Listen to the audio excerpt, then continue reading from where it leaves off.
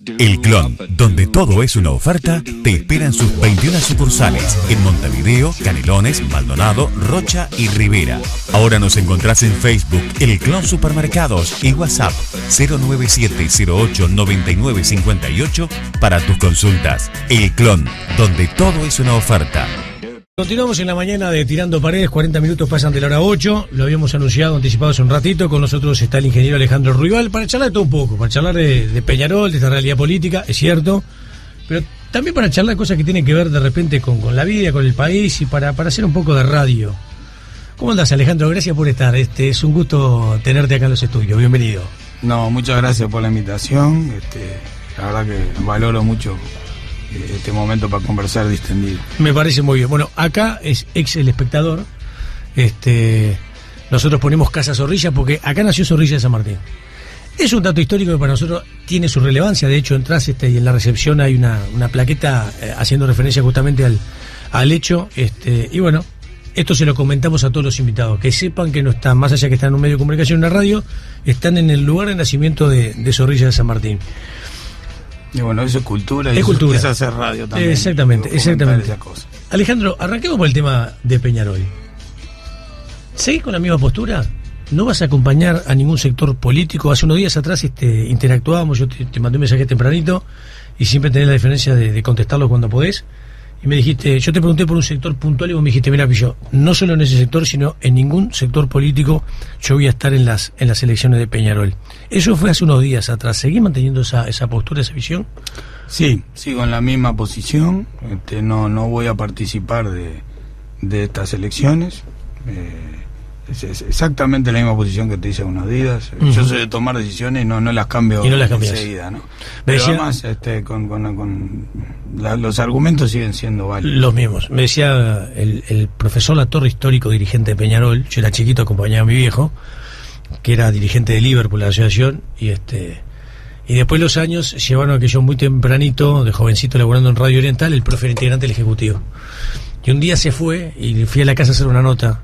Le digo, profe, pero no hay manera de poder cambiar. Me dijo, Pillo, después de los 18 años, las renuncias son irreversibles. Y no digo que sea así, porque muchas veces se cambian posturas y el tiempo va pasando y muchos van cambiando de postura como una cosa natural. Está claro que los otros días cuando yo hablé contigo, el concepto tuyo en lo que decías, pero con la contundencia que lo expresabas, estaba claro que no ibas a cambiar en pocos días de postura en cuanto a decir, es Peñarol, es el sentimiento, es el equipo que yo amo. Bueno, ¿sabes qué? Sí, voy a ir de una forma u una manera en algún sector político pensando en las elecciones. Eso no cambia para nada. No, eso no cambia. Y va la mención también al profesor Latorre, que lo conocí en su momento, gran peñarolense, fanático diría yo, y lo veía en el palco, me acuerdo, sentado cerca de Damiani, sí. En los partidos, realmente. Pero bien, no cambió mi posición, y si querés vamos a los argumentos. Básicamente, primero yo creo que Peñarol tiene que encontrar de alguna manera un camino de unidad, que le está costando mucho a Peñarol eso, y viene no de ahora últimamente, sino viene de tiempo atrás. Peñarol está muy fraccionado, muy dividido, y eso no es malo. Es razonable que haya distintas agrupaciones, es razonable que haya distintas visiones de lo que hay que hacer con Peñarol. No es razonable que haya un divisionismo tan grande. Sí, le hace muy mal a Peñarol. Es tremendo, la verdad, Alejandro. Le hace muy mal.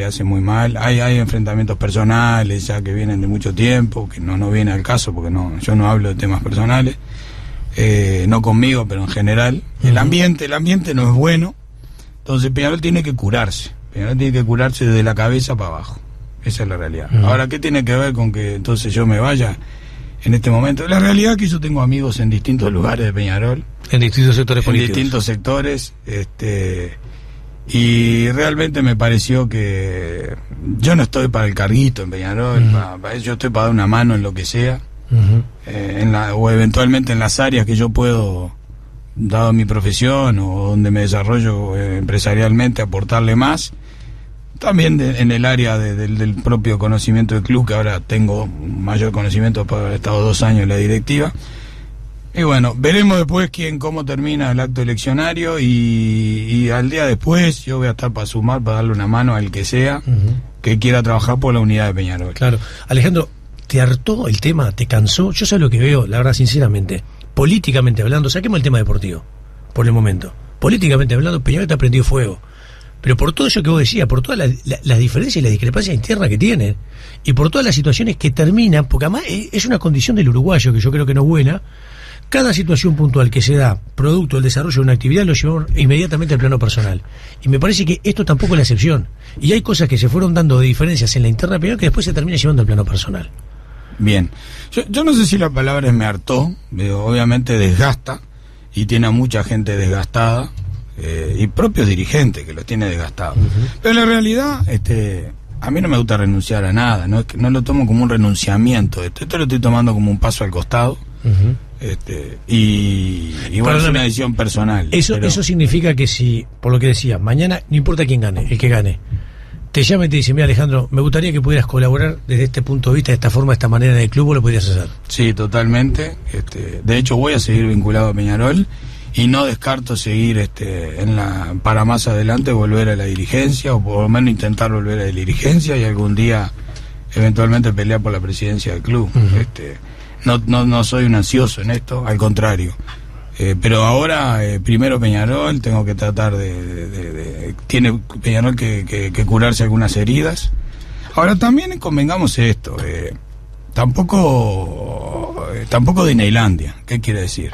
Es fútbol, y el fútbol es pasión, y la pasión genera discusiones, y nos pasa en los asados con los amigos, ¿no? Entonces claro, no imagínese.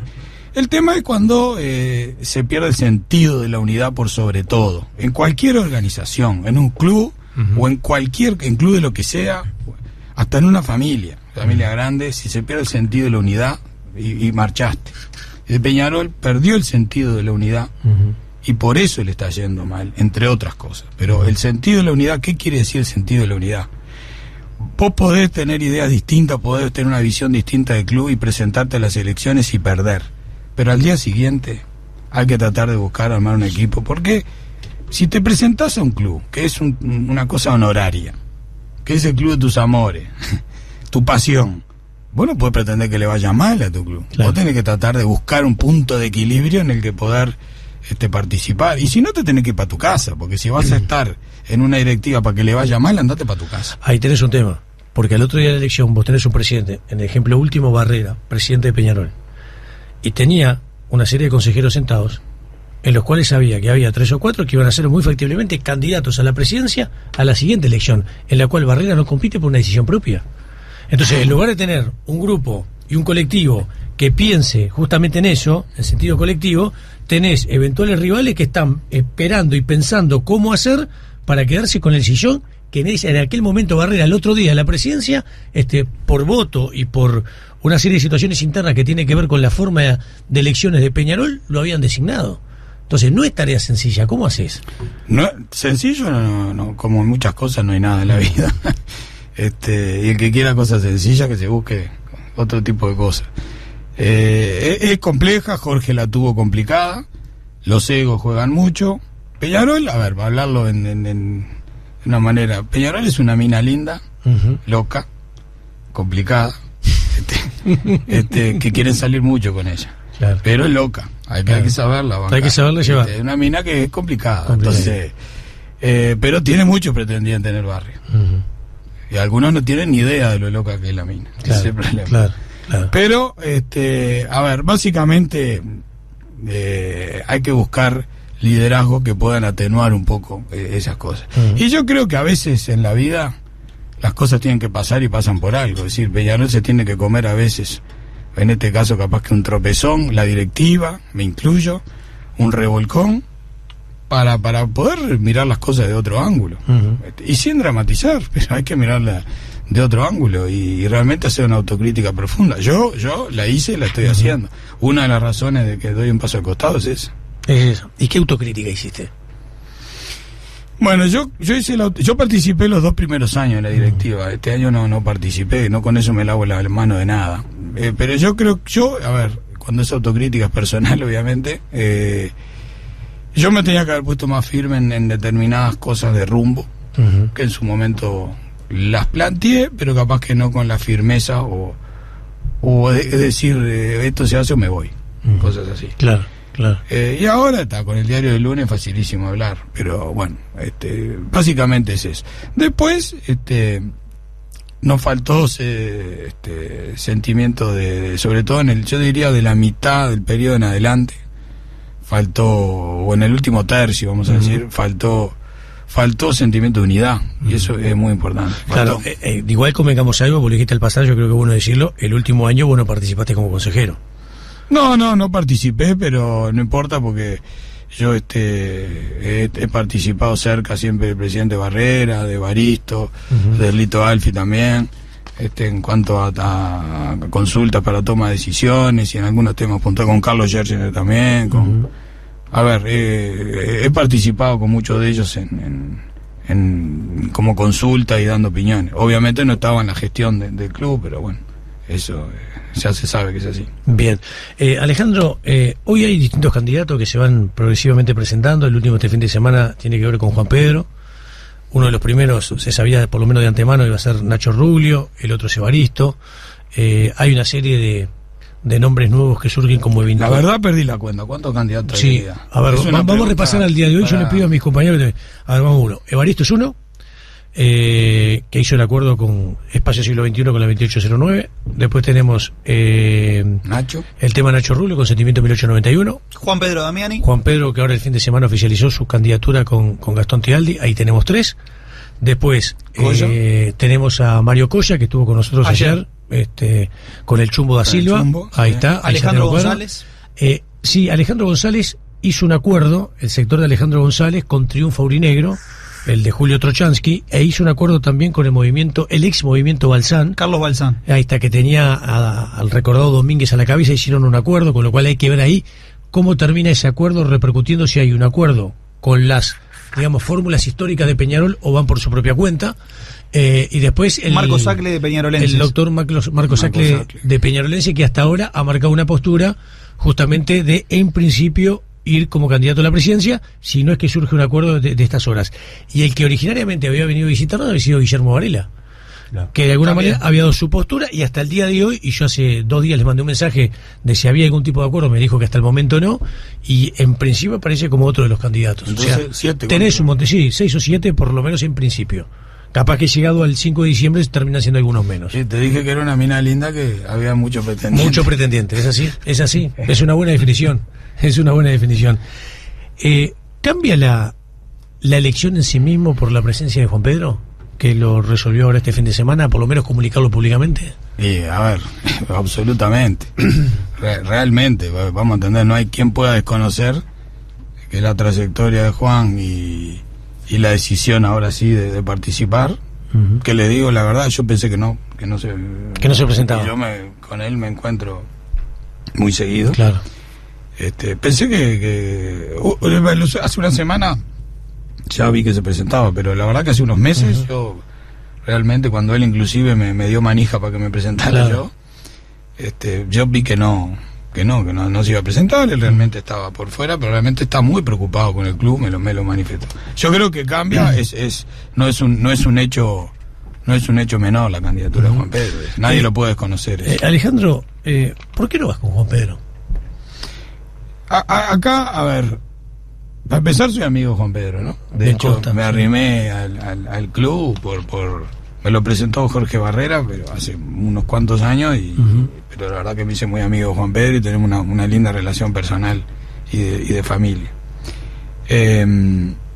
No voy con Juan Pedro por una cuestión, hasta te diría, de lealtad hacia las personas que yo estuve hablando, como Evaristo, por ejemplo.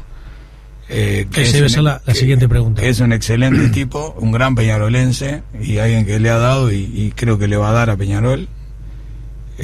Vos, en el tiempo que estuviste en Peñarol, por alguna charla que hemos tenido, mostraste cierta comodidad trabajando con él.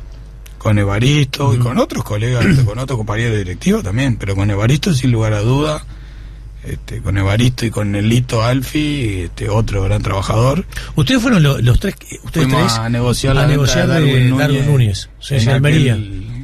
con las 12 horas que tuvimos reunidos con el árabe en el restaurante, que fueron 1 hora para ponernos de acuerdo en el precio y 11 o 10 horas para ponernos de acuerdo en el 20% que al final logramos quedarnos. Claro. Y eso fue lo que ahora, a la postre, le genera el ingreso de Peñarol cuando fue al Benfica. Que no había manera que nos dieran el 20% del jugador, quería la plusvalía, pero no era lo mismo, ¿no? Que no era lo mismo, exactamente. Pero bueno, está eso. Y ahí, en esos viajes ahí cortos pero intensos, uno conoce a las personas, y la verdad que trabajamos muy bien entre los tres. Pero bueno, a ver, no voy con Juan Pedro porque realmente no me parece adecuado. Si yo había estado hablando con Evaristo, que nunca le confirmé, la verdad, él lo sabe. Y no me parece de acuerdo andar saltando de una lista a la otra, y inclusive Edgardo Novik también estuvo hablando conmigo, porque algunos de estos grupos que tú mencionaste lo fueron a buscar, Edgardo, y Edgardo me llama a mí a ver si yo no me animaba a acompañar, y tenemos una reunión en la casa y yo estaba con dudas, pero ahí hablamos con Juan Pedro, que ya se sabe, y bueno, ahí no veíamos claro que iba a ser Juan Pedro. Al final Edgardo dijo, mira, Edgardo ni pensaba en acercarse a Peñarol, pero realmente cuando vimos dos o tres grupos de estos que mencionaste, le fueron a pedir si no se animaba a presentar. Eso no llegó ni a nacer, esa candidatura.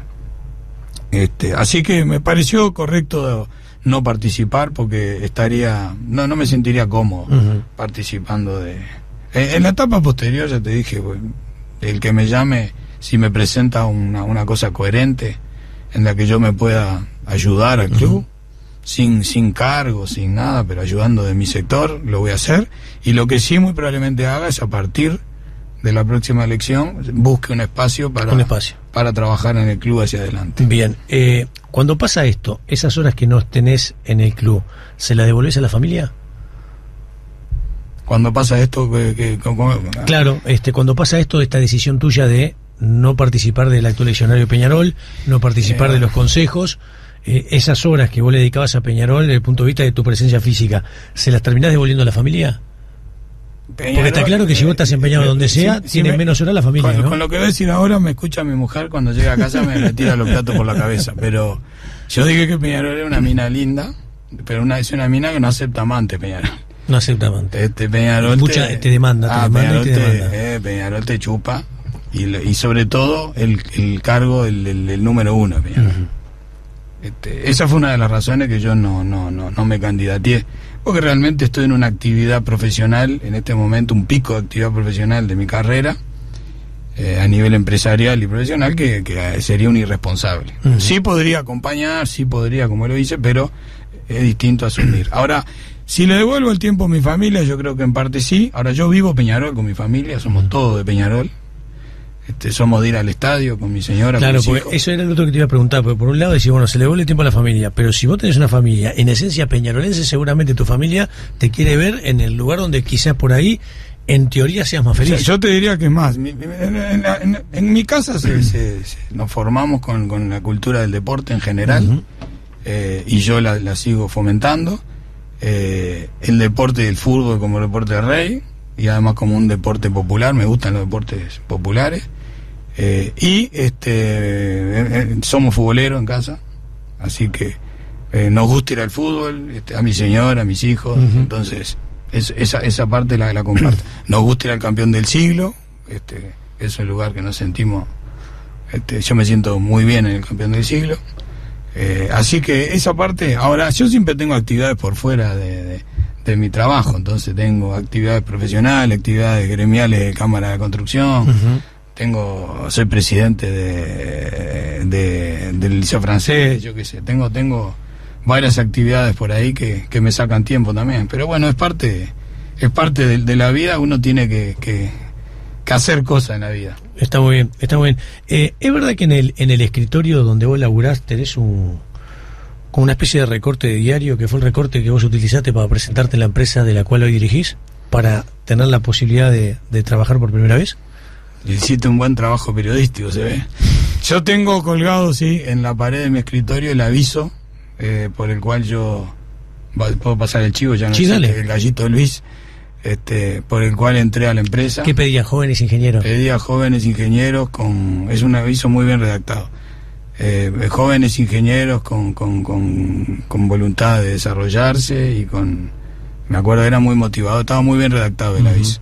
Y me acuerdo cuando recién recibido, recién casado, y vi un apartamentito del banco hipotecario, con toda honra, y me presenté y bueno. ¿Esa fue tu primera vinculación con SACEM? Sí, sí, nos presentamos casi 50, y entramos 2. Y bueno, y a partir de ahí, eso fue en el año 92, a partir de ahí hice toda mi carrera, hasta hoy.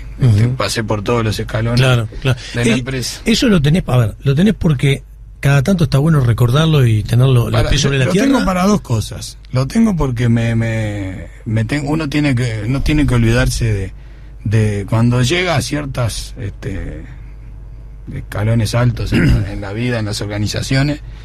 Lo más importante para mí, no perder, si quiere, la humildad de lo que uno hizo para llegar ahí, valorar. Claro, y valorarlo. Y después también lo hago porque me parece un buen ejemplo hacia las personas que trabajan conmigo, a las personas jóvenes que entran a la empresa, y se lo digo a muchos de ellos. Mirá que acá yo entré por un aviso en el diario y me transformé en accionista de la compañía, así que a vos te puede pasar lo mismo. Alguno de los jóvenes que anda por ahí de repente bartoleando un poquito, capaz que se lo recordás. Va a decir, mirá, lee este aviso. Date cuenta que si estás acá y haces esto. Yo creo que sí, forma parte de la cultura de nuestra organización. Si yo te digo, a ver, está claro que muchos sabemos lo que es SACEM. Contale a la gente qué es SACEM, definilo. De tu percepción. SACEM es una empresa constructora y de ingeniería que cumple el año que viene 70 años. Es la empresa más grande del Uruguay, que trabaja también, es una empresa uruguaya, que trabaja en otros países también. ¿Dónde están? ¿En Paraguay? ¿Perú? Paraguay, en Perú, en Chile. Y ahora estamos muy cerca de entrar en Colombia con algunos proyectos. Somos una empresa que tiene más de 2.500 empleados, que tiene más de 1.700 contratos ejecutados. Son números grandes, ¿no? Facturamos el orden de $300 millones al año, que para la cifra de Uruguay es algo grande. Seguro. En Uruguay a los empresarios no les gusta decir lo que facturan, ni les gusta decir cuando le va bien. Es un problema que tenemos los uruguayos. El empresario ¿Y eso por qué pasa? Tiene que ocultar, porque acá la cultura como que penaliza el éxito, y es un error. Y si vos tenés empresarios que le va bien, pero dan trabajo y reinvierten en el país, en Estados Unidos es al revés. En Estados Unidos a los empresarios realmente los aplauden. Acá los empresarios tienen la cultura hasta de esconderse. Entre que no tenemos una bolsa de valores transparente, decir que no digo que no haya transparencia, quiero decir que no haya un mercado de valores. Entonces las empresas uno no conoce mucho. Yo te pregunto a vos cuánto la facturación o la ganancia de otras empresas y no tenés ni idea. En otra parte del mundo, como se cotiza en bolsa y son públicos, uno sabe perfectamente cómo. Entonces eso no existe en Uruguay, entre otras cosas porque el tamaño del Estado es enorme en este país, las empresas del Estado. Pero a ver, SACEM es mi segunda casa.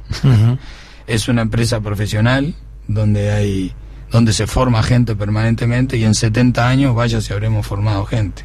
Entonces, y es un orgullo para mí y de la ingeniería uruguaya, porque realmente hemos tenido un crecimiento muy grande y estamos haciendo proyectos muy importantes. ¿Cómo han transitado todo este tema de la pandemia? Desde la organización de la empresa con en números, cantidad importante que vos manejabas recién. A nosotros la pandemia y al sector de la construcción, yo creo que capaz que fue de los sectores que mejor digirió el tema de la pandemia, y acá hay que quebrar una lanza por el profesionalismo del sector, de las empresas y del sindicato también, que rápidamente pudimos hacer un acuerdo y solamente se pararon 2 semanas y enseguida entendimos que la construcción tenía que seguir adelante. Entonces eso hizo que, como lo dijo la ministra, me acuerdo, de los motores de la economía, la construcción es uno de los motores de la economía, que se permaneció encendido en esto de que estamos volando con pocos motores. Ese es uno de los que está empujando. Y nosotros realmente tuvimos algún traspié en algún proyecto, pero la verdad que más que nada internacionalmente. Uno no se da cuenta en Uruguay, porque quizás te empezás a acostumbrar a que estamos más o menos bien, aunque hay que tener mucho cuidado, lo que está pasando afuera, ¿no? Perú, por ejemplo, nosotros en Perú es una catástrofe. Ahí tenemos prácticamente todo paralizado.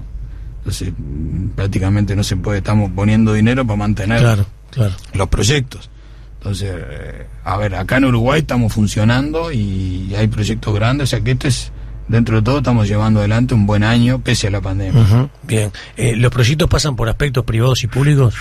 O sea, ustedes están Sí. muy fuertes y muy firmes en lo que son eventualmente sí. la licitación del Estado. Sí, nosotros a veces tenemos hasta más cartera privada que pública, ¿no? Uh-huh. Porque tenemos un menú muy amplio. La empresa, nuestra empresa se transformó en un grupo constructor más que una empresa. Tenemos otras empresas con otras marcas. Claro. Por ejemplo, Greenor, que es una empresa especialista en pavimentos, es de nuestro grupo. Tenemos un área, somos dueños de hotel, el Hotel Hampton Hilton, Uh-huh. es nuestro. Sí.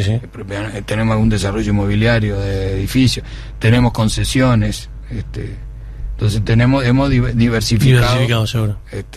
y bueno, eso permite también defender mejor la actividad. Eso significa o está dentro del concepto de que el que subsiste es el que mejor se adapta a la regla del mercado. Absolutamente, Y no es el más una fuerte. regla, Darwin ya lo había dicho allá, ¿no? En principios del siglo XIX. Totalmente, es una de las cosas que a mí me gusta. Hay que adaptarse rápidamente a los cambios y hay que anticiparse a los cambios. Uh-huh. Pero no hay que anticiparse demasiado a los cambios, porque yo he conocido gente muy inteligente que se anticipó demasiado al cambio o se imaginó que el cambio iba a venir más rápido de lo que pensaba y se transformó para adaptarse al cambio y después el cambio demoró en llegar. Claro.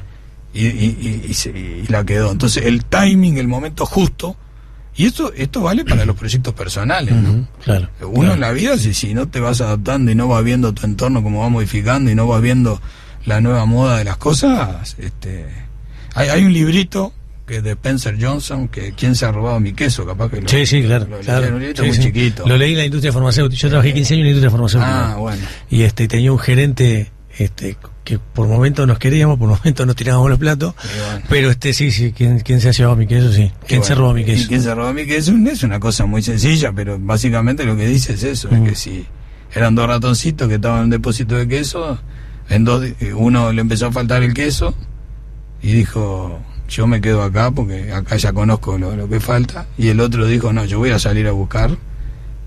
Bueno, uno se murió, el que se quedó se le acabó el queso y se murió, el otro encontró otro depósito con queso. Básicamente es eso. Pero fíjate vos, llevarlo al tema de la leyenda de los Andes y terminan salvándose quienes se salvan porque resolvieron de común acuerdo que en principio 3 terminaron siendo luego 2, tenían que salir del lugar donde se encontraban. Ese es un ejemplo, ese es un ejemplo increíble de vida y por algo también se usa empresarialmente en todo el mundo. Claro. Esta experiencia como ejemplo de muchas cosas. Y sí, también está en la condición humana, ¿no? Uh-huh. El tema que uno se tiene que... Lo más importante de todo, yo se lo digo a veces a los jóvenes cuando hablo, es uno tiene que ser protagonista de su vida. Uh-huh. Otro no puede vivir la vida por vos. Uh-huh. Vos tenés que tomar las decisiones por vos, lo que quieras. Claro. Yo le hablo yo soy el presidente del Liceo Francés. Cuando terminan la clase, los años, las generaciones que se van, normalmente hay un cóctel cuando le entregás terminan el seto del liceo. Y yo les hablo a los alumnos. Y muchas veces le digo, a ver, ustedes hagan lo que quieran. Primero sean agradecidos con su padre que le pagaron este liceo, que es un liceo caro, privado. Eso es de haber nacido ser agradecido. Segundo, hagan lo que quieran en la vida. Pero lo que hagan, decídanlo ustedes. Uh-huh. Si querés seguir estudiando... Vos haces referencia al famoso metro cuadrado. En mi metro cuadrado soy yo arquitecto de mi propio destino. Hacé lo que quieras, pero hacelo con ganas. Uh-huh. No deje que vengan otros a tomarte las decisiones. Ahora hacelo con ganas. Uh-huh. Si te la vas a jugar, jugátela por vos. Y lo más importante, no te mientas a vos mismo. Claro. No te mientas a vos mismo. Hay gente que se miente a uno mismo y vive una mentira. Y esa gente es triste, es infeliz. Uh-huh. Estamos con Alejandro Rival en la mañana de Tirando Paredes. 9 minutos pasan de la hora 9. Tenemos que hacer una pausa. Estamos charlando un poco de todo. Un poco de Peñarol, charlando un poco de su empresa SACEM, charlando de circunstancias que pasan también por la experiencia de cómo vamos transitando nuestra vida.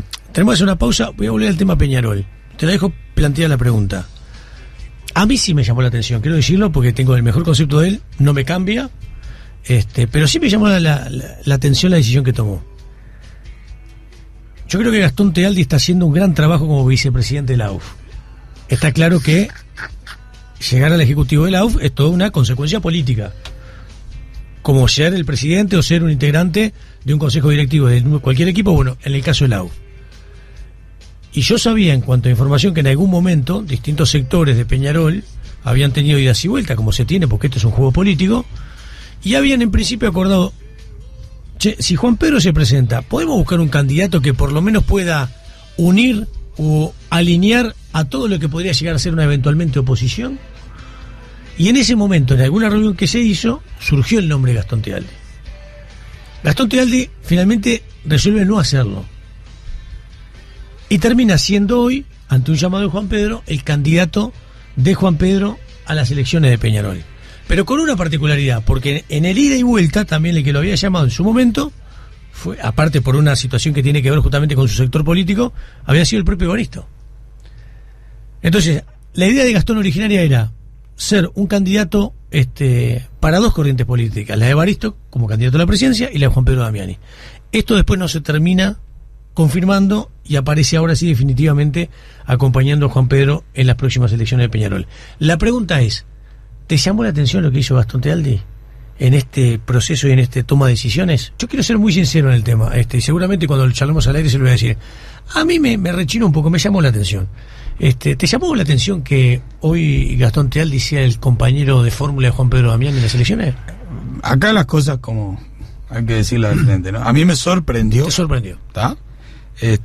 Obviamente llamar la atención si querés también, pero me sorprendió porque no la vi venir esa. Me sorprendió, fue creativa la estrategia de Juan Pedro en este caso. Uh-huh. Hay que reconocerlo, y habla también un poco son señales que está dando Juan Pedro, ¿no? Uh-huh. Después, sobre la decisión personal que tomó Gastón, que a quien conozco y valoro mucho, porque la verdad que es un tipo muy bien, muy medido.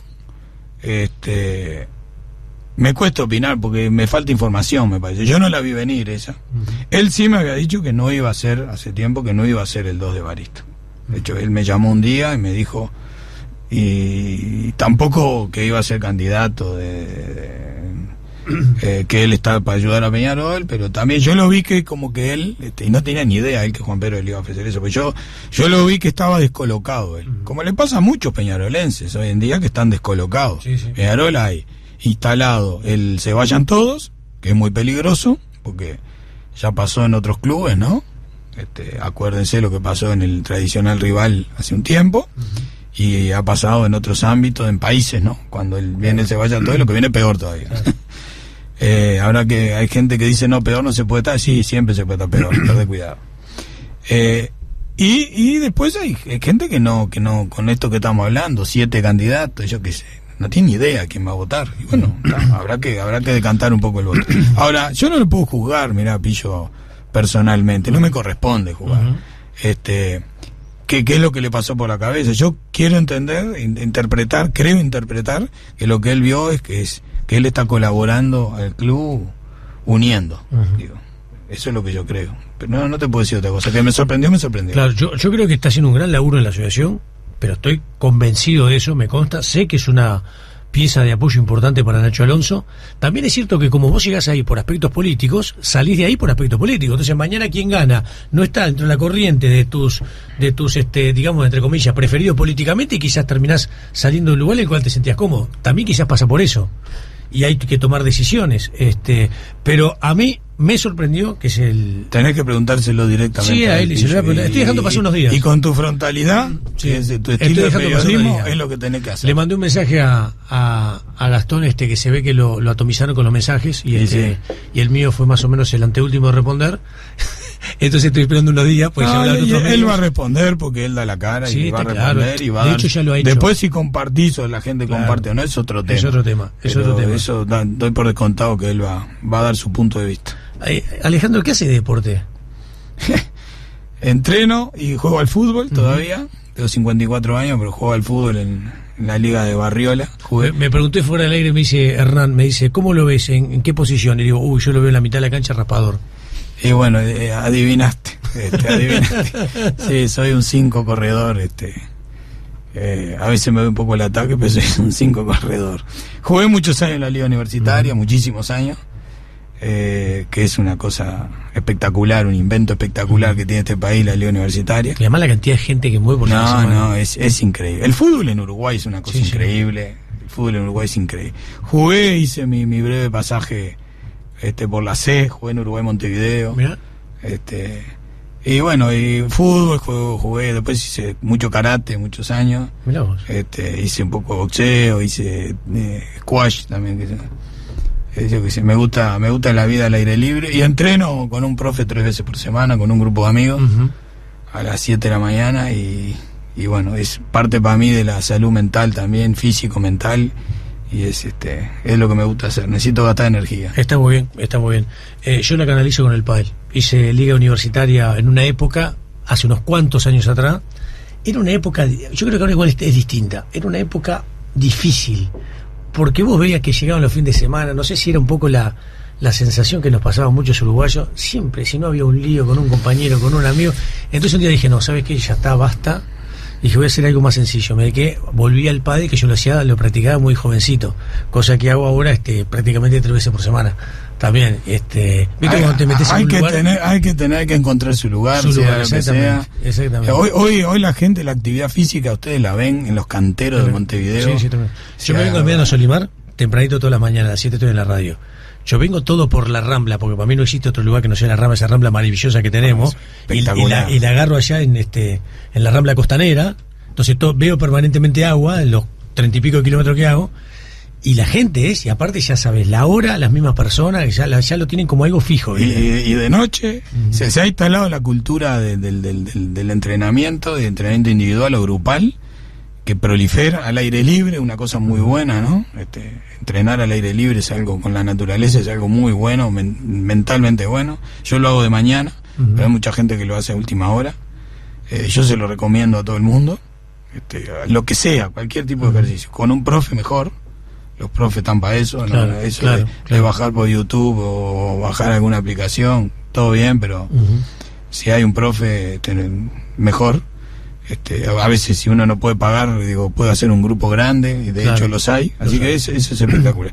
Y hablaba de la Rambla es una de las cosas que este país divino ha hecho, que debería tener un premio internacional, el que inventó la Rambla, ¿no? La Rambla es lo que le da la razón de ser a Montevideo, ¿no? Sí, absolutamente. Volvamos al tema Peñarol. Te quiero sacar del tema Peñarol y pero volvamos no a lo político. Vamos, periodista sos vos. Volvamos a lo deportivo. Dale. ¿Hay jugadores de Peñarol que cumplieron un ciclo? Sí. ¿Algunos referentes? Sí. ¿De Cebolla? Puede ser que Cristian esté llegando al fin de su ciclo, él lo sabe. Al Cebolla yo le voy a decir algo, le tengo un aprecio personal lo sé. Muy grande. No, la verdad que lo he aprendido a querer mucho en este tiempo. Es un excelente muchacho. Tiene un corazón enorme, 2 corazones tiene. Adora Peñarol. Hace la de él, como todo el mundo, todo esto que critican, el tipo hace la de él, hizo su carrera, negoció los contratos lo mejor que pudo. Está con un problema de lesiones, que la está sufriendo horriblemente. La pandemia no lo ayudó mucho. Sí, eso es verdad. No lo ayudó, le complicó la vida, ese parate también. Y bueno, a Cristian, para mí, capitán de Peñarol, hay que buscar la manera de igual que a cualquier jugador, y voy a hablar en forma abstracta. Cuando los jugadores se tienen que ir de Peñarol, el club tiene que hacer todo lo necesario para que se vayan bien. Si el jugador después no quiere irse bien, es un problema del jugador. Pero el club por lo menos tiene que hacer todo bien. ¿Y eso qué quiere decir? Eso no pasa, Peñarol. Y eso no ha pasado muchas veces.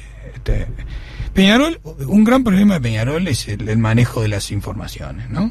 Acá estábamos en los consejos directivos y era un reality show. Entonces esas cosas, y ustedes hacían un picnic con nosotros, porque la verdad... Entonces, yo no voy a acusar, pero eso le hace mucho daño. Yo a veces decía, fíjate que nosotros estamos en competencia, tenemos que hacer estrategias, tenemos que tomar decisiones complicadas. Y si vamos a andar ventilando lo que estamos pensando antes de tomar la decisión, estamos en el horno, porque lo contrario juegan contra nosotros, te dan manija para este lado, entonces al final vas a la deriva. Claro. Y como muchos dirigentes lo único que les interesa es quedar políticamente correcto, entonces después las decisiones que se toman no son las mejores para el club, son las que se pueden tomar. Y eso está mal. Entonces, volviendo al tema de cuidar a los jugadores, muchas veces se han manejado información antes de tiempo o en la prensa que le han hecho daño. A los jugadores hay que cuidarlos. Pero Alejandro, vos fíjate algo. El mundo del fútbol detenido. No teníamos nosotros una noticia de fútbol. Yo si rescato de la pandemia algo de mis compañeros y el programa fue que tuvimos la suerte, no sé si el éxito o lo que sea, de poder seguir saliendo al aire en la mañana y la tarde durante 5 meses con el fútbol parón en el mundo. Peñarol en la noticia porque se habían filtrado los números del Cebolla y los números del Mota Gargano, que llevó a que Gargano tuviera que salir después públicamente a hablar del tema. Un manoseo innecesario. Un daño innecesario a la persona primero, porque acá no se olvidemos que está la persona, claro. Y en particular a Cristian, a Cebolla, una cosa inmerecida. Uno le podrá criticar si juega mal, si juega bien, pero a ver, yo iba a los aromos y yo veía cómo se trabajaban los aromos y cómo se trabaja. Busquemos la culpa en otro lado, no en la conducta y eso, porque no pasaba eso. Eso a la gente cuando le va mal algo enseguida quieren buscar culpables y yo lo entiendo, pero a ver, no hay que errar el tiro. Había una sensación en aquel momento que se decía que había poco dirigente que iba a los aromos, como que estaba medio sellado en un momento determinado, y ahí estaba el tío con el Memo López y el grupo de jugadores, y prácticamente los dirigentes o no iban o no tenían muchas posibilidades de acceder. Yo fui siempre a los aromos y nunca tuve problemas. No soy de esos que iba y se paraba al lado de la cancha a mirar la práctica y después venir a decirle al técnico, che, tal cosa, porque no creo que... Pero en los momentos que había que ir, y sobre todo después que se había perdido, iba, igual que a los vestuarios también. Eso lo tomé como práctica, capaz que por haber practicado deporte y saber que en esos momentos a veces donde hay que aparecer, pero nunca tuve ese inconveniente. Ahora, ¿sabes qué pasa? Vamos a ponernos en la posición del técnico o del gerente deportivo o el que sea. Si vos ves que en Peñarol se maneja todo para afuera y vos estás practicando, vos querés que se maneje absolutamente todo, entonces falta confianza en Peñarol. No tenga duda. En Peñarol hay que reconstruir la confianza interna. Sí. Entonces no hay confianza, todo el mundo desconfía de todo el mundo. Entonces, ¿y qué pretende? Y sí, obviamente, cuando vos estás en un régimen así de desconfianza, lo que primero que te sale es ocultar, porque si no ya no tengo que ocultar la formación del equipo, y bueno, hay que hacer ese tipo de cosas porque ese desorden y esa desconfianza provoca que se genere, que se traten de blindar espacios. Yo nunca tuve problemas en los aromos, ni lo tengo. En la época del Memo López, excelente muchacho, con quien me sigo escribiendo. La verdad, excelente muchacho. Me hubiera gustado que siguiera en Peñarol, te digo la verdad. De hecho, yo había participado con Alfie en la renovación del contrato para que siguiera. Sí. Así que... O sea que no estuviste de acuerdo con su salida. Para mí, a pesar de haber perdido el partido contra Progreso, yo creo que no fue el técnico que lo perdió. Si bien cometió algunos errores, y él era autocrítico, el Memo, otra cosa. Firme, tenía unas buenas condiciones. Y además cuando lo elegimos entre todos. Hicimos un taller, fue una de las cosas lindas que hicimos en Peñarol en su momento. Buscamos un perfil, era un buen técnico para Peñarol, la verdad. Pero bueno, es historia. ¿Gargano cumplió ciclo en Peñarol? Gargano es un jugadorazo. El único tema con Gargano que habría que ver realmente cómo está físicamente, ¿no? De salud.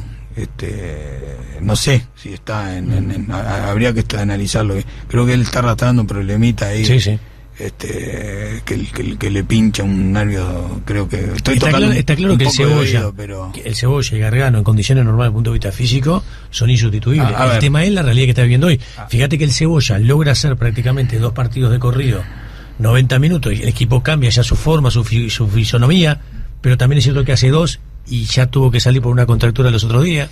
Y bueno, pero porque el Cebolla no le podemos tirar todo el cuadro del hombro como se lo tirábamos antes. Pero es lo que tú decís. No hemos tenido, sin ser el Cebolla Rodríguez, y esto capaz que me algún palo y no me interesa que me den, otro líder que contagie, como contagia él cuando entra a la cancha. Sí. Sobre su compañero, y sobre los rivales, y sobre los jueces. Y cuando está en la tribuna, sobre la tribuna. Entonces, eso no hay muchos jugadores que lo logran. Y el Cebolla lo tiene. Eso lo tiene. Entonces, a ver, entró en el clásico en una pata, vamos a entender, el clásico de la niebla, ¿no? Ujú. Entró en el clásico en una pata porque estaba en una pata y bueno, no tengo que explicarle a ustedes vieron lo mismo Sí, que yo. sí. Sí, sí. Empujó el equipo a los pechazos. Ujú.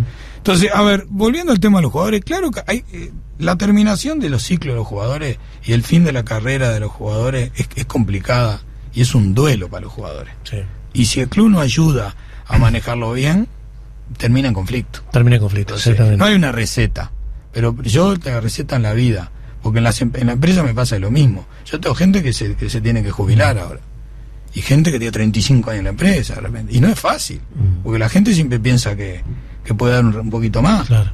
y además le afecta el bolsillo. Sí, claro. Entonces, y los jugadores, muchos jugadores están muy bien económicamente o no, pero también saben que después, de un día para el otro, tienen que pasar a otro régimen. Te lo llevo más allá del fútbol. El momento más complicado cuando te toca, como que te toca, es cuando tenés que despedir a alguien.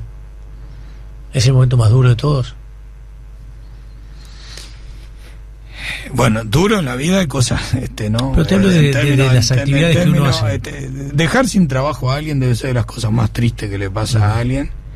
El trabajo para mí es una cosa, y es una de las cosas que me preocupa en este momento en el país, en cómo vamos a generar más empleo. Ujú. El mundo, pero en particular Uruguay, tiene un desafío de generar más empleo. Sí, sí, está claro. Y empleos sustentables, no empleos artificiales, o sea, empleos que se puedan sostener en el tiempo. Y eso viene también de la mano con inventarse uno mismo y adaptarse a los cambios, ¿no? Claro. Porque no hay que esperar que venga todo caído del digerido. cielo, Sí, sino sí. que hay que poner de su lado. Despedir a alguien, como me ha pasado a lo largo de la vida, fui jefe mucho tiempo, despedí gente con hijos, que yo doy la cara y he dado yo la noticia muchas veces, es durísimo, es de las cosas más duras. ¿Llegás a tu casa y podés dormir después? Yo duermo poco porque la verdad me cuesta dormir a veces, soy de lo que piensa mucho de noche, me despierto a veces, no tanto puedo dormir por eso, sino cuando uno hace las cosas bien. A mí no me gusta despedir a nadie injustificadamente, Claro, de forma injusta. Claro. Pero la vida de las empresas pasa por tomar decisiones de ese tipo. Ujú. Y el que lidera, el que lleva adelante una organización, tiene que tomar decisiones difíciles. No puede huir. Entonces, yo ya sé, si quise ser jefe, toda mi vida traté de ser jefe, y siempre jugué un poquito más para ser más jefe, y ser número uno de organizaciones. Esa es la parte linda. La parte mala es todas estas decisiones que hay que tomar. Seguro. Pero si uno las toma equilibradamente, viendo el bien global, y se convence de que es lo correcto, lo importante es que uno tiene que estar Vos convencido sabés de que es que lo correcto. en la industria farmacéutica, te hacía referencia. Y no hay que hacer el daño por el daño. Por el daño mismo. Tengo un amigo, hace muchos años, ya está jubilado, que fue gerente muchos años de empresas importantes a nivel farmacéutico, no importa qué, no viene el caso. Y me decía, Pillo, la parte no es la más complicada, la de todo de mi actividad laboral, la más dura que no podía superar, y terminé sentado con un psicólogo hablando del tema, y durante mucho tiempo tenía el psicólogo, era cuando tenía que echar gente. Mira, yo te voy a No me decir, sentía preparado con los años de experiencia que tenía, y yo sabía dónde estaba y sabía que no me sentía preparado para poder hacerlo. mirar a la cara a una persona y decirle que se va a quedar sin trabajo, no es de los más feos. Mirá lo que me ha pasado a mí. Yo en la organización muchas veces contraté amigos, Ujú. compañeros de carrera, por ejemplo, ingenieros, Claro. y los despedí. Y despedí amigos. ¿Perdiste amistad por eso? Vos sabés que no perdí amistades. Ujú. Eso es bueno. Por eso te quiero contar esto. Debo haber perdido amistad por otras cosas. Claro. Por el fútbol, sin lugar a duda. Pero por haber despedido, no. No son muchos casos que me tocó despedir, pero despedí 2 o 3. Amigos que hicimos toda la carrera juntos. Que yo cometí el error. Mucha gente me decía, estás cometiendo un error en llevar a tu empresa un amigo. Porque es como lo de los familiares también, ¿no? Claro. Cuando Pero llevas es al decir, hijo. porque todo muy lindo, está de tu amigo, es de tu confianza, pero mañana le tenés que tener un problema y te pesa que es tu amigo o no te pesa. Ujú. Y la realidad no me pesó, porque cuando tuve que tomar decisiones lo encaré de frente, fueron momentos duros, pasamos un tiempo mal, pero por suerte hasta mis propios amigos me dijeron que estuve bien, Claro. después con el tiempo, Con el porque tiempo. la gente precisa un tiempo. Un a tiempo veces. para digerirlo, digamos. Y eso a mí me ha reconfortado mucho. Y cuando pude darle otra oportunidad, porque en la vida hay que saber dar mano, y eso Lo aprendí de mi madre, sobre todo, una persona muy generosa. Siempre que uno puede dar una mano, hay que dar una mano. ¿La gente merece una segunda oportunidad? La gente merece una segunda oportunidad, pero tiene que merecer. Claro. Sí. Claro. Hablando de la toma de decisiones, ¿en qué falló Barrera, el presidente Peñarol? Si es que de tu concepción falló. A ver, yo creo que él mismo te lo puede decir, pero él sí, él reconoce. Yo hablo con él ahora en estos últimos días, no, pero bastante, y él es autocrítico. Jorge, creo que le faltó más mano dura en la interna para la toma de decisiones en su momento, y después cometió algún error puntual de decisión equivocada, que eso le puede pasar a cualquiera. Pero a ver, yo lo distinguiría en dos cosas. En su momento le faltó más mano dura para alguna interna,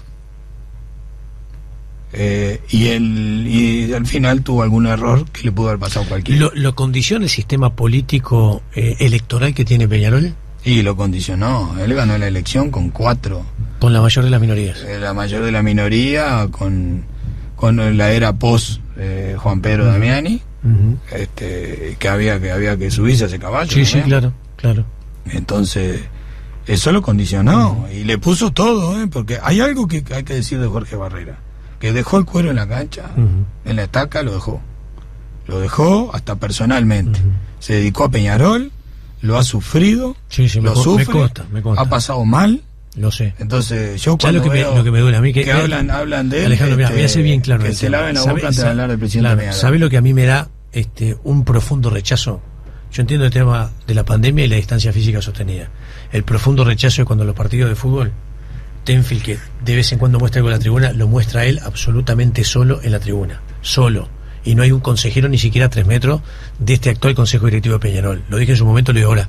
Me genera un rechazo enorme, porque parece que hoy Barrera fuera una especie de mala palabra porque todos se quieren alejar del oficialismo para tratar de captar votos y yo no tengo nada que ver. Y eso es lo que pasa en los partidos de Peñarol. Vos lo ves a Barrera sentadito en la tribuna solito. Y me genera un profundo rechazo. Te voy a confesar algo. Es uno de los tipos que más me cuesta criticar. Yo al gordo lo quiero mucho y lo respeto mucho. Un gran corazón, gordo. Esta profesión tiene algo que uno tiene que aprender a transitar con los años. A veces a los tipos que querés y que son amigos los tenés que criticar. Y por ahí de repente otros tipos que se portaron mal o que despreciar los tenés que elogiar. Es parte de esta profesión. A mí me cuesta mucho criticar al gordo. Digo al gordo en sentido afectuoso y cariñoso. Yo creo que él ha cometido errores. La primera parte de su mandato fue, yo creo que bien, interesante, porque además había resultados por ahí deportivos que lo avalaban, pero desde que no consiguió el tricampeonato en adelante hubo como que se fue deshilachando su conducción y su mando como presidente. Bueno, tú tenés mucha información y tenés hiciste un buen desarrollo me parece de la situación. También te quiero decir algo. Jorge a veces ve los partidos solo porque él los quiere ver solos, porque él quiere asumir la responsabilidad, tiene ese sentido de la responsabilidad. Y él lo quiere solo. Yo los he visto con él y he estado con él cerca, pero hasta a veces yo también me siento solo. No puedo poner excusa del distanciamiento. Hoy te digo que por ahí los quiere ver solo. Capaz que en algún consejero en algún momento lo tenía a 10 metros y lo tenía a 100 metros. Pues es una carrera, alejarse de Barrera para ganar voto. Y esa es la realidad lo que está pasando. Va por cuenta de cada uno. Acá, Peñarol, todo bien, pero las personas son personas. Claro. Y por arriba están las personas, arriba de todo. Así que acá se pudo haber equivocado, alguien se pudo haber equivocado, pero Jorge le puso el corazón a Peñarol. ¿Gana Damián en la elección? Yo qué sé, ahora quiero votar, no sé. ¿Vos ya sabés a quién vas a votar? Vamos a escuchar las propuestas. Pero pará, no digas nada. ¿Vos tenés resuelto a quién votar o todavía no, la verdad? Yo creo que tengo resuelto a quién votar, pero honestamente... ¿Querés compartirlo? No voy a compartir. ¿Sabes por qué no lo voy a compartir? Pero te digo la razón. Sí. No lo voy a compartir porque si yo dijera eso estoy haciendo campaña por el que voy a votar. Y si yo dije que quiero dar un paso al costado, no lo puedo hacer. Entonces no voy a decir una cosa y hacer otra. Está bien. Entonces, yo tengo la obligación de preguntar. Más o menos saber quiénes son las personas que a mí y se sabe, y del lado que siempre voy a estar para ayudar a Peñarol. Inclusive con Nacho, con quien tengo, Nacho Rubio, que le tengo aprecio a Nacho, y es un ¿Le han pegado demasiado a Rubio? Le han pegado demasiado. Le han pegado demasiado. Y yo deseo que no le peguen personalmente. Deseo que tengamos nivel, altura. Por eso me gustó cómo salió Juan Pedro el otro día. Ya yo hablé con él por teléfono, está con esa cabeza. ¿Vos hablas con Juan Pedro cada tanto? Hablo, sí, hablamos los fines de semana, hablamos así. Y él está en una cabeza de unir, y está en una cabeza de... se tomó un respiro y la verdad que le cambió. Además, no la tiene fácil con la familia tampoco como para ir al choque. O sea que Juan Pedro yo creo que puede venir con una cabeza de no confrontar. Sí, y a Nacho no hay que atacarlo personalmente, y el que haga eso será un canalla, porque las cosas personales no son para usar en este tipo de cosas. Está bien, y comparto plenamente. Alejandro, si Juan Pedro no ganara, simplemente hipótesis, ¿lo ves como consejero sentado al lado de un presidente? La verdad. No. Yo tampoco. Vamos a decir eso. No lo veo. No lo veo, ¿no? Pero Juan Pedro, ¿saben qué? Además de Juan Pedro, es un personaje. Escucha, es un personaje. Déjame decirte esto. Personaje. En Nacional son realidades distintas, hasta las políticas son distintas. Pero en Nacional hubo un momento donde el equipo no ganaba, el equipo venía en caída, y hubo un acto eleccionario, por más Nacional, si no mal recuerdo, la elección era entre medio de la apertura y de clausura, en medio de un campeonato, y se presenta el economista Eduardo H. con una trayectoria de años como dirigente, se presenta otra lista y se presenta el Puma José Luis Rodríguez, un outsider del fútbol. Y pensando seguramente que podía sacar 1, 2, 3 cargos, porque había atrás una estructura política fuerte de jóvenes que trabajaban dentro de Nacional. Pero hay un voto castigo a lo que era en aquel momento el oficialismo. Y el Puma Rodríguez, adelante nuestro, recuerdo que lo estábamos cubriendo para Carve, termina recibiendo el llamado de H, reconociendo que era el presidente, y terminó siendo presidente nacional. Después, si no hizo las cosas bien, más o menos, es otro tema. Pero digo, hubo un voto castigo a lo que era el oficialismo. En esta elección de Peñarol, por más que son realidades políticas distintas, ¿pensás que quien vota, hay un voto castigo básicamente al oficialismo, porque son en definitiva los que en principio comandan el club por la realidad deportiva que está viviendo Peñarol y por lo que se fija el socio de Peñarol en lo que no se consigue deportivamente? Nunca las situaciones son comparables 100%, pero acaba de hacer un buen paralelismo. ¿Hay un voto castigo? Lo vamos a ver el día de la votación. ¿Hay una opinión castigo? Sí la hay. Y marcada. Esa opinión, ¿es de los socios o de los hinchas? Claro. Habrá que verlo. Claro. ¿Se traducen las encuestas? Se traducen las encuestas. ¿Lo impacta Juan Pedro Damiani? No creo que tanto. Esa es mi posición, no por lo que vi. ¿Juan Pedro no es oficialismo? Pero Juan Pedro no estuvo estos 3 años en el club. Pero estuvo Barrera. El vocero más defensor de Juan Pedro cuando Juan Pedro era presidente era el propio Barrera, cuando Juan Pedro por ahí no siempre hablaba y salía Barrera. ¿Qué es lo que yo creo que le faltó a Barrera? ¿Sabes lo que le faltó a Barrera? En su presidencia, no tener alguien que hacía lo que hacía Barrera cuando Juan Pedro era presidente. Entre otras cosas. A ver, hay algo que te lo puedo decir porque yo estuve adentro. Juan Pedro no manejó el club estos 3 años. Eso me queda pero clarísimo. Que estuvo alejado de verdad, Convengamos. La figura de Catino no sé. Pero Catino era uno, que además Catino tiene su forma de pensar, Rodolfo tiene su forma de pensar y de actuar. Se lo podrá ver más próximo a Juan Pedro, pero Catino tiene su forma y su estilo. Pero Jorge también de su forma, su estilo, y el acuerdo que hizo con la 2809 es un acuerdo que dudo que Juan Pedro en su momento lo hubiera hecho. Entonces, claro, eso es verdad. Por ese lado yo te diría, y en esto no quiero estar inclinando hacia un lado al otro. Ahora, vuelvo al paralelismo que hiciste con el otro club. Los resultados quedaron a la vista, ¿no? Sí, los resultados. De lo nuevo que vino. Aquel proceso que vos dijiste. Sí, y vos sabés que ahora quedó. Llega un presidente que yo sé, me consta que el propio economista H fue uno de los impulsores, y de Curnex hoy logran Nacional algo que hacía muchos años no se lograba dentro de Nacional. Vos no escuchás una situación que las tienen interna, que se filtre, y mirá que nosotros nos dedicamos a esto, como periodistas, tenemos la obligación de hacerlo. No hay una situación interna nacional hoy en día que se filtre de la discrepancia del oficialismo con la oposición. Mirá, a mí no me gusta hablar de otro club, porque tengo mi opinión, pero no me parece correcto que yo hable de otro club. Yo voy a hablar de Peñarol. Juan Pedro, HSH son muy distintos. Muy distintos. Sí, son diferentes. Tendrán- Pero ¿sabes por qué son diferentes? muy Porque distintos. cuando ganó el Puma, vamos a hablar claro, el turco se sentó acostado como un directivo más. Bueno, son muy distintos. Son muchas diferentes, otras son cosas. diferentes. Pero a ver, sin comparar, porque yo no me voy a meter no corresponde y estaría mal que yo esté opinando de lo del otro club. Ahora, Peñarol cometió un montón de errores que le debilitan y debilitaron la gestión, y uno de ellos, lo hablamos hoy, es el permanentemente salir a hablar y el vedetismo y todo eso, por supuesto. Y hay quien dice, me van a decir, y bueno, y vos estás hablando ahora, a mí no me interesa, digo. Pero yo creo que los dirigentes tienen que poder hablar, tienen que poder dar declaraciones, pero hay que tener una estrategia atrás. Claro. Hay que tener una estrategia de comunicación, como toda organización, como en la cámara de construcción que tenemos nosotros. Hay que tener una estrategia y hay que cumplirla. Y hay que tener, vuelvo a la palabra más grave, Peñarol perdió la confianza interna. Si no hay confianza, no vas a construir nada. Nunca. Peñarol tiene que reconstruir la confianza. Bien. Reconstruir la confianza. Esa es una frase que me la que noté acá. Pues yo creo que define perfectamente la situación que hoy está atravesando Peñarol. ¿Sos de mirar series? Miro. ¿No miraste Borgen? Sí, por supuesto.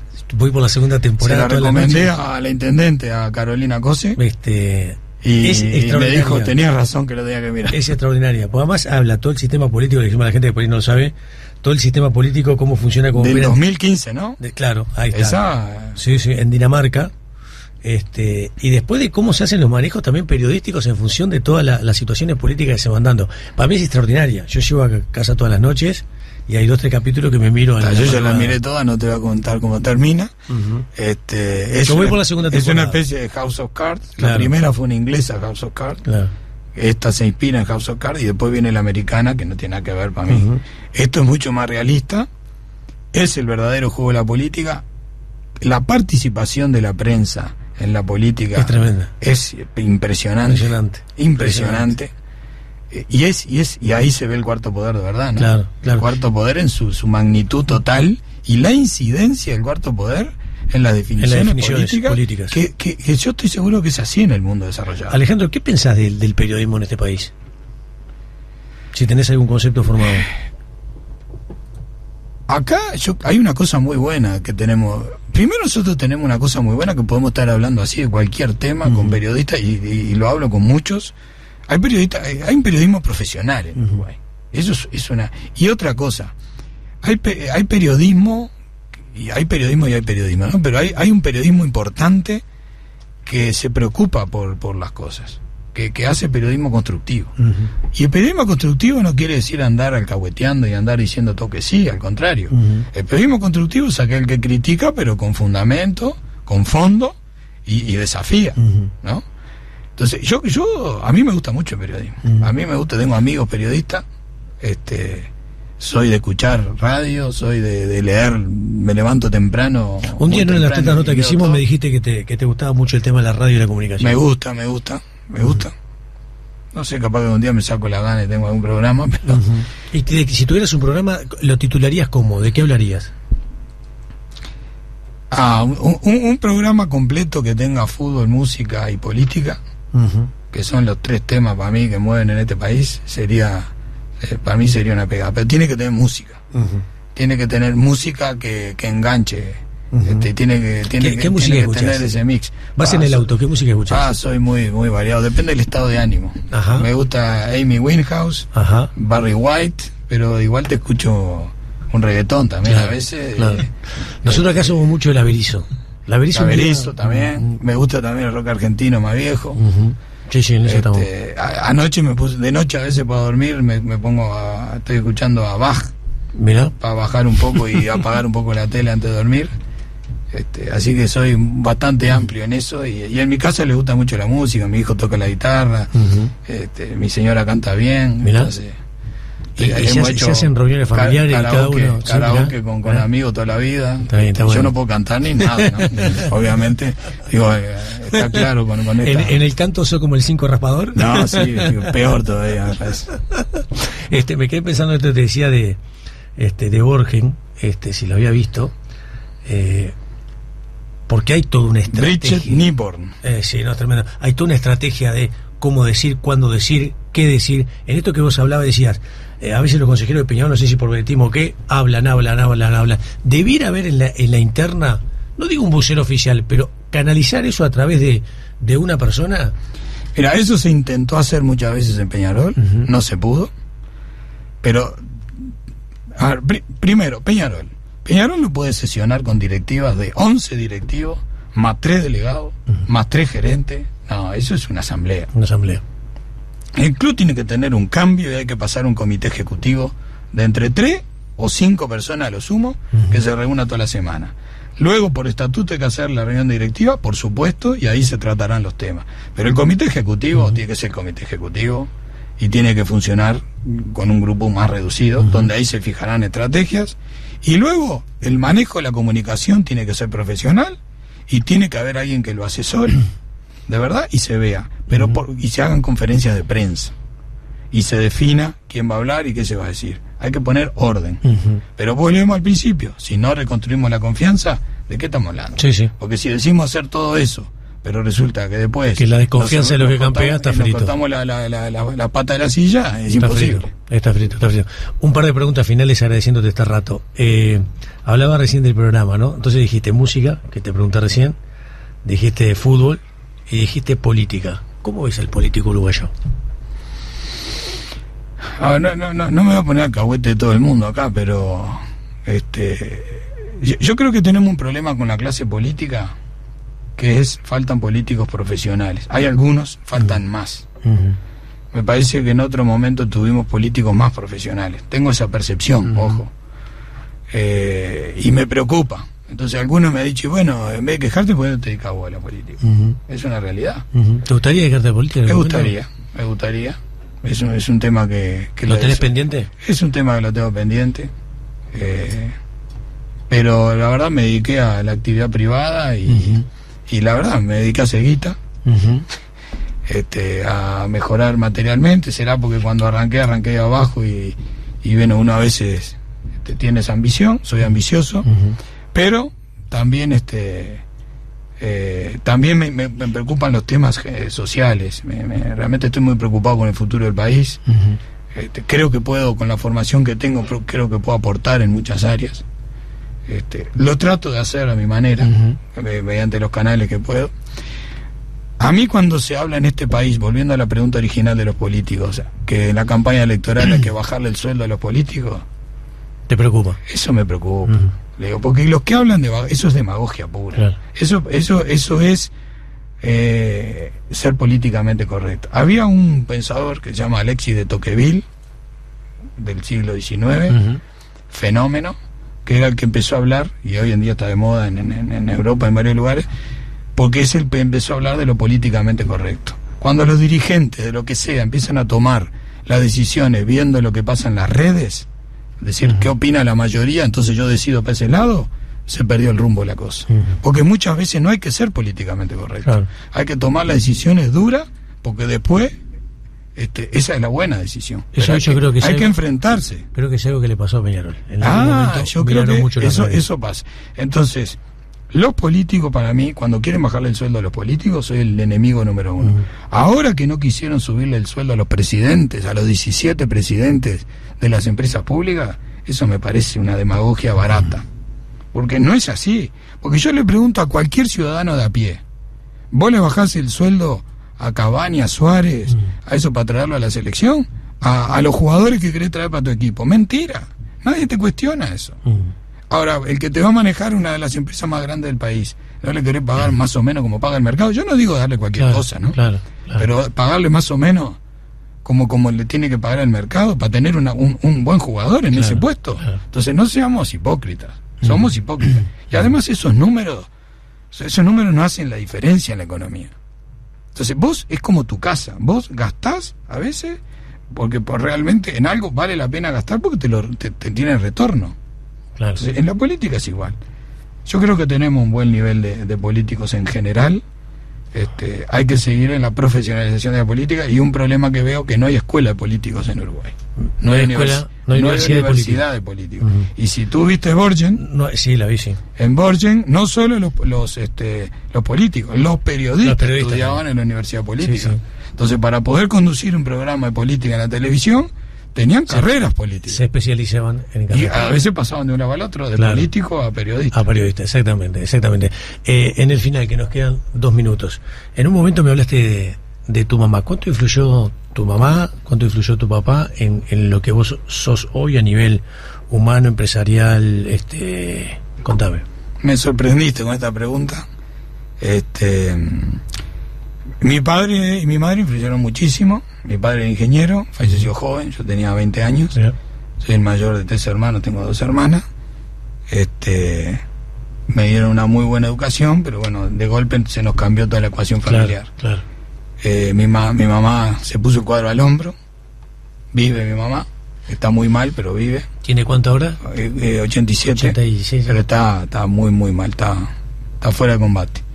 Una luchadora de esa, claro, que literalmente se puso el cuadro al hombro y influyó muchísimo en que nos contagió esa garra de pelear cada pelota, cada cosa, de ir adelante. Muy generosa. O sea que en la medida, como pasa en muchas familias, el ejemplo de mi padre, el equilibrio de mi padre, y en el caso de mi madre, el ejemplo de humildad. Mi mamá era de origen muy humilde, hincha del cuadro Fraternidad, donde jugaron mis primos, y yo los iba a ver, y del Cerrito, del borde del Cerrito de la Victoria. Y ahí donde aprendí carnaval y aprendí muchas cosas que, si bien me crié en Carrasco, pero tenía y jugué en Uruguay, Montevideo, en La Teja, ¿no? O sea, que tenía un poco ese equilibrio. Así que mis viejos influyeron muchísimo en mi formación, sin lugar a dudas. Te agradezco mucho, Alejandro, por estar con nosotros. Esto último que decís de tu familia, tu mamá y tu papá, cada uno saca determinadas cosas y se va reflejando. Yo perdí a mi viejo en el accidente que manejaba Sánchez Badilla cuando tenía 19 años. De acuerdo. Y pasaron los años, 20 y pico de años, y hay un recuerdo muy lindo de mi papá. A mí me hace muy bien eso de la gente del fútbol. Pero yo siempre digo lo mismo, pero la que estuvo atrás, mi hermana estudió abogacía y lo que hizo todo para que no laburara, para que se recibiera sin laburar, esa fue mi vieja, la que estuvo al frente de la batalla. La dio de la mejor manera. Si no salimos sus hijos de la mejor manera, no es un problema de quien nos crió y quien nos dio todo, sino porque nosotros de repente salimos medio torcidos. Mi hermana no lo ha hecho porque lo hace muy bien, dirigente de Liverpool, integra la directiva hoy del equipo de la Cuchilla. Así que bueno, hay cosas que uno se va identificando cuando escucha historia. Gracias por estar, son muy gentil. Gracias por la invitación y bueno, me sentí muy a gusto. Dale.